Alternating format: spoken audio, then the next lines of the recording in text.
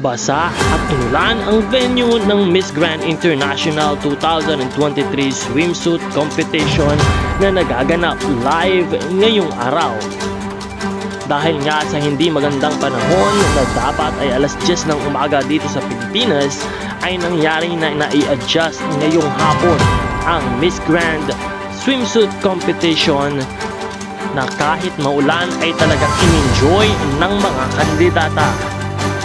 Makikita ang galing at professionalism ng lahat ng mga kandidata ng MGI dahil kahit mahirap ang sitwasyon ay napipili pa nila ang makikitaan ng isang magaling na performances.